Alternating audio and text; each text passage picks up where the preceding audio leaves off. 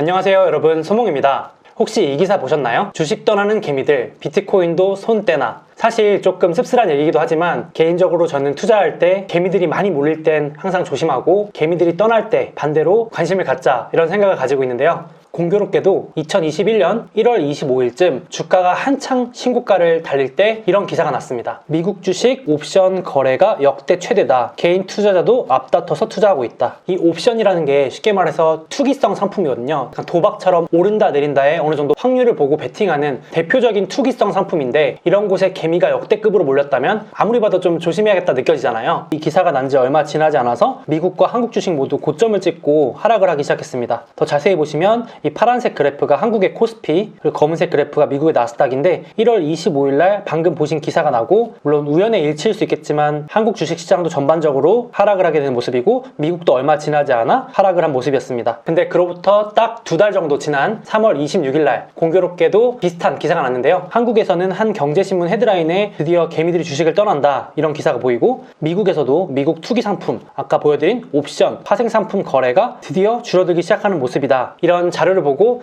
저는 내심 드디어 2달간의 조정이 끝나는구나, 이런 생각이 좀 들었는데요. 잠깐 정리해보면 이 자료는 미국의 3대 지수의 1년 주가 흐름을 나타낸 건데요. 작년에 불뿜었던 기술주, 성장주들이 올해 들어서 좀 쉬어갈 동안 그동안 못 올랐던 다른 우량주들이나 외면받았던 주식들이 급하게 치고 올라오고 있는 상황입니다. 올해만 놓고 봤을 때는 역시 나스닥은 옆으로 기고 있는데 반해서 나머지 다우나 S&P 500은 상승세를 더욱 높여가고 있는 상황입니다. 그런데 대부분의 개미들 혹은 위험을 즐기는 투자자들은 보통 이런 성장주나 유망주를 좋아하잖아요. 그런데 그 주식들이 영 재미가 없으니까 이런 주식들 기껏 투자했는데 재미도 없고 오르지도 않고 옆으로 기는 모습이니까 슬슬 지쳐서 떠나는 모습이고, 저는 이렇게 개미들이 지쳐서 떠나는 걸 보면서 이제 성장주, 기술주들도 올라가겠구나, 이런 생각이 들었는데요. 어쨌든 이런 중소형주, 기술주들이 쉬어가는 동안 그동안 못 올랐던 다른 주식들이 계속해서 치고 가고 있습니다. 이번 한 주간 잘 나갔던 대표 주식들을 분야별로 정리해봤는데요. 하나씩 상세히 살펴볼 거지만 반도체 분야, 특히 반도체 장비 분야, 그리고 원자재 가격 상승으로 철도, 그리고 바이든 행정부의 새로운 인프라 정책과 집값 상승 등의 이유로 주택, 건자재, 철강 등의 경기 민감형 주식들이 많이 올랐습니다. 반대로 이번 주에 중국 주식 또는 미국에 상장되어 있는 중국 주식을 들고 있는 투자자분이라면 상당히 마음이 쓰라린 한 주가 되셨을 것 같은데요. 뒤에서 자세히 볼 거지만 미국에 상장된 중국 기술주들, 그리고 중국의 자동차들 대부분 최소 10% 이상 급락을 한 모습이고요. 불과 한 주만에요. 그리고 작년에 잘 나갔던 친환경, 각종 중소형 유망주들도 영 좋지 않은 모습이었습니다. 아마 거의 모든 분들이 이번 주에 가장 큰 이슈로 수에즈 운하 길막 사태를 꼽으실 것 같은데요.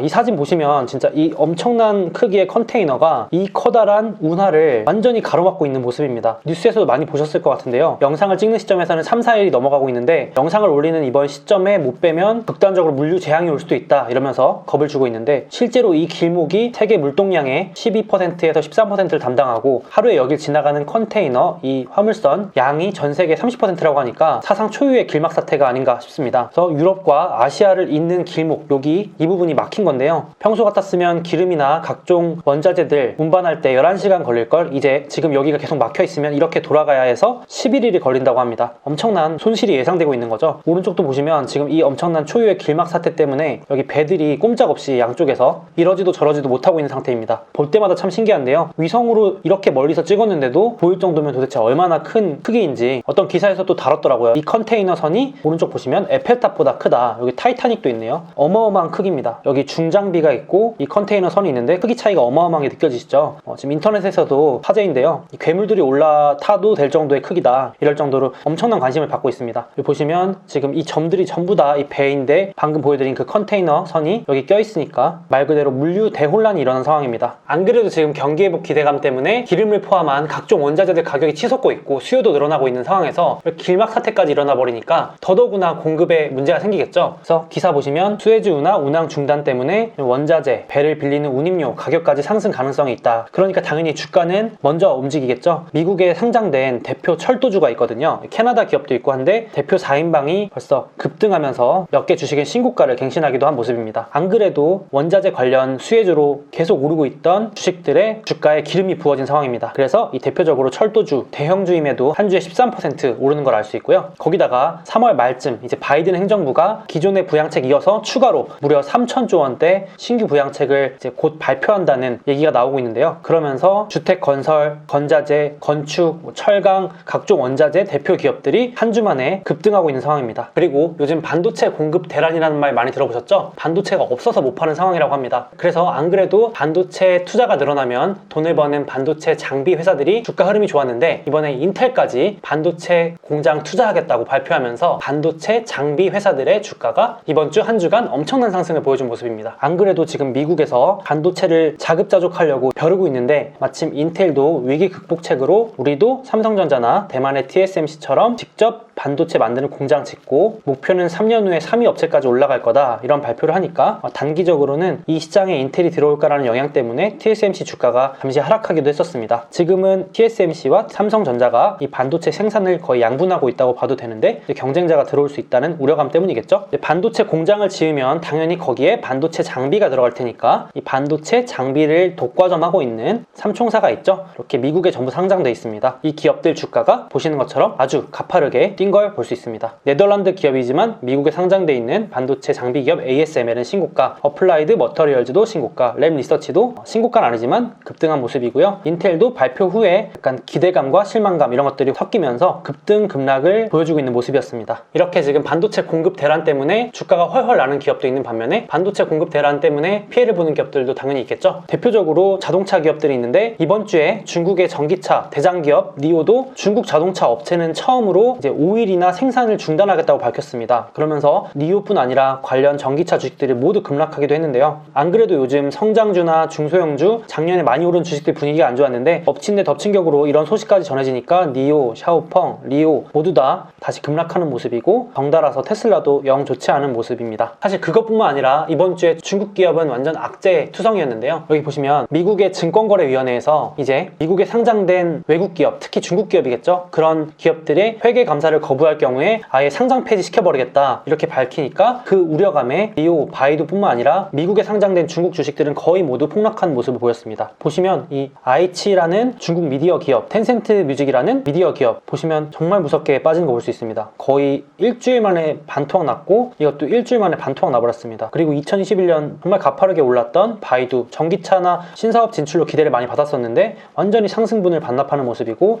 전자상 거래 핀도더뿐만 아니라 알리바바나 징동들도 다 좋지 못한 모습을 보이고 있습니다. 사실 이 법은 갑자기 나온 게 아니라 이미 2020년 12월 18일 날 당시 트럼프 대통령이 중국 견제를 위해서 일명 중국 기업 상장 폐지법이라고도 불리는 외국 기업 책임법이라는 걸 통과시켰죠. 근데 그 통과된 법안을 이번 주에 미국 증권거래위원회에서 확실하게 채택을 한 겁니다. 그래서 지금 대부분의 중국 인기 기업, 대표 기업들은 국가 안보를 이유로 보통 미국에 상장해놓고도 회계감사를 받지 않거나 미국이 자료 요청을 해도 거부를 하는 게 관행이었는데요. 왜냐면 아무래도 그런 기업들 대부분 대주주가 어떤 공산당 간부나 주요 기관들일 가능성이 높기 때문에 이제 이 우려감에 일명 공산당 리스크라고 해서 말 그대로 와르르 무너진 상황입니다. 그래서 당분간은 이런 이슈 때문에 계속 급등 급락, 심지어 어떤 기업은 본보기로 정말로 최악의 경우 상장 폐지가 될 수도 있기 때문에 철저히 유의를 하시는 게 좋을 것 같습니다. 그래서 이번 한 주간 주요 주식들의 움직임을 정리해봤는데요. 확실히 이번 주는 성장주나 중소형주보다는 그동안 좀 관심 못 받았던 우량주, 특히 이런 우량주들이 배당주가 많잖아요. 이런 기업들이 강세를 보였습니다. 반도체 기업들, 그리고 그동안 많이 올랐던 페이팔, 스퀘어 같은 결제 기업이 실동한 반대로 비자, 마스터 같은 우량 결제 기업이 올랐고 코스트코, 월마트 같은 배당주들, 존슨앤존슨 같은 대표 배당주, 버라이즌, AT&T 같은 우량 배당주, 또 펩시, P&G, 코카콜라, 담배회사 알트리아, 화장품 에스티로더 등 역시 우량 배당주들, 그리고 건설, 건축, 건자재, 리츠 등의 배당주들, 스타벅스, 맥도날드, 또 엑소모빌, 쉐브론 같은 에너지 고배당주들, 금융주, 소프트웨어, 로키드 마틴 같은 우주 방산주들 보시는 것처럼 시가총액 상위 아주 무거운 대형 우량주들 위주로 상승한 걸 알 수 있습니다. 또 일명 리오프닝 주식들을 모아놓은 맵에서는 이번 주 좀 뒤섞인 모습이었는데요. 미국은 빠르게 백신을 맞고 경제 회복을 준비하고 있는 반면에 유럽은 또 코로나 재확산 이런 우려들 때문에 혼란스러운 모습이었습니다. 그래서 그동안 많이 올랐던 여행, 항공주들은 조금 조정을 받는 모습이고 반대로 그동안 못 올랐던 미국의 임대료 받는 리츠, 부동산 기업들, 그리고 원자재, 외식,